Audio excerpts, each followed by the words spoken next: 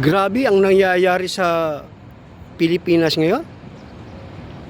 Ano ba nangyayari sa gobyerno natin? Bakit ba pinababayaan na ni Marcos yan? Bakit hindi niya sinasaway siyang presidente? O siya ang namumuno sa kaguluhang ito? Utos mo kaya, presidente, ang ganong klaseng pamamahala na ginagamit mo ang pwersa ng NBI? Ginagamit mo ang lahat ng resources mo para mahuli lang si Bato?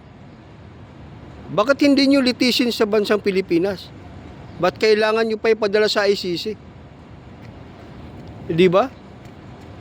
Ito si Trillanes. Ito yung pasimuno ng kaguluhan sa Pilipinas eh. Mahilig to sa kudita kasi. Sundalong kanin kasi to eh. Dapat iyan ang ikulong. Ibalik sa kulungan para hindi na magkalat ng lagim. Yang mga kakampi niya, lahat sila dyan. Yan, si Soto, tama sa'yo. Natanggal ka sa pagka-presidente na pagka-ano ng pinuno ng Senado.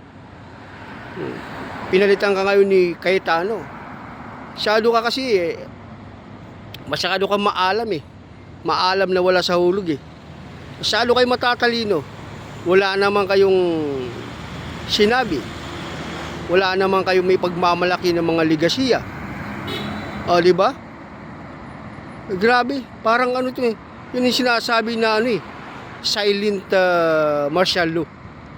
Yan taga naniniwala talaga ako, nagpapatunay. Lahat ng pwersa ng gobyerno gamit ng gobyernong ito, mahuli lang si Bato at madala sa ICC. Kita mo? Kawalang hiyaan mo talaga, Trillanes. Ikaw, presidente. Mga walang hiya kayo talaga. Walang kwenta ang pamumuno mo sa bansang Pilipinas. Magsusulit ka rin sa huli ng araw.